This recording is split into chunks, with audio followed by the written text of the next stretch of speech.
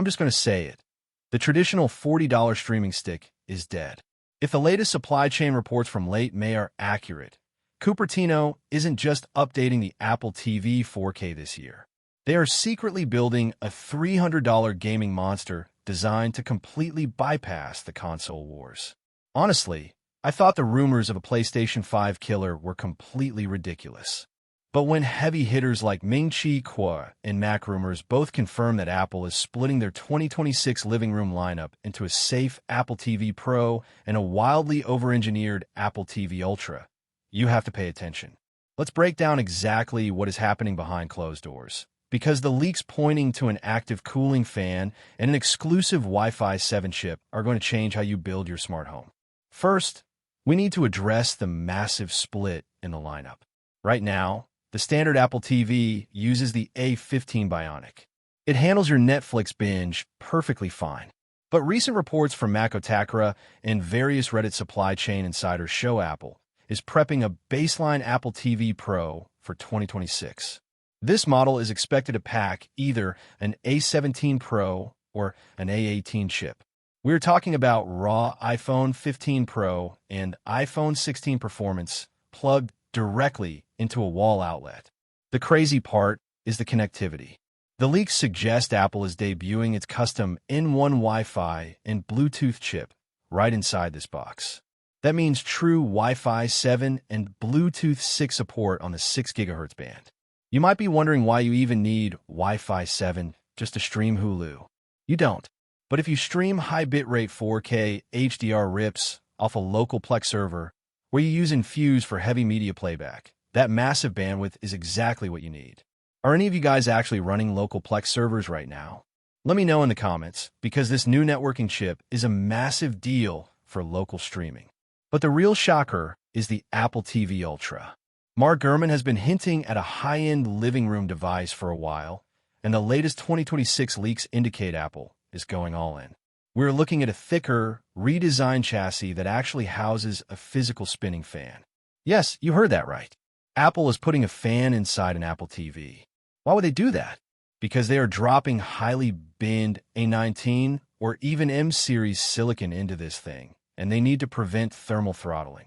When you push hardware-accelerated ray tracing for 2 hours straight, passive cooling simply melts. The Ultra is designed to sustain peak clock speeds indefinitely. Apple wants you to seamlessly hand off an intense gaming session from your iPhone directly to your 65-inch OLED without dropping a single frame. They are heavily backing developers to port massive AAA titles, and this hardware is their Trojan horse into the living room console market. Honestly, I'll believe it when I see it, but the thermal redesign proves they're taking it seriously. Then we have the software side. The 2026 Apple TV launch is reportedly being pushed to September to coincide with iOS 27 and a massive tvOS overhaul. DG Times is reporting that the Ultra model will feature an exclusive gaming dashboard, completely replacing the clunky App Store interface we have now. But the biggest software upgrade is localized Apple Intelligence. Right now, when you ask Siri to pull up your HomeKit security cameras, the request bounces to the cloud and you sit there staring at a loading wheel. The Apple TV Ultra, with its massive neural engine, will process those requests entirely on device. Imagine walking into your house and your Thread and Matter sensors trigger your lights and thermostat instantly with zero latency. No cloud processing, no delays. This makes the Ultra the ultimate, heavily secured smart home hub. Apple is also reportedly working on advanced AI upscaling. Sources say the Ultra will use on-device processing to take standard 1080p cable feeds or low-quality YouTube videos and upscale them to crystal-clear 4K in real time. Samsung and Sony TVs try to do this, but Apple's silicon can brute force the pixel processing much better. So what is the actual damage to your wallet? The pricing leaks are pretty intense.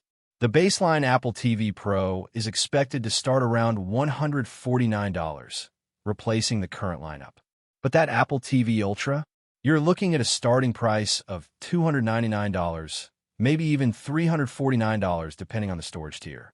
They might even bump the maximum storage to a massive 1 TB. I had to hold all those massive game files. Dropping $300 on an Apple TV feels like a massive Apple tax. But if it genuinely replaces a dedicated gaming console and acts as an unbreakable smart home hub, the math starts to make sense. Do you think a $300 Apple TV is insane, or would you actually buy one if it plays AAA games natively?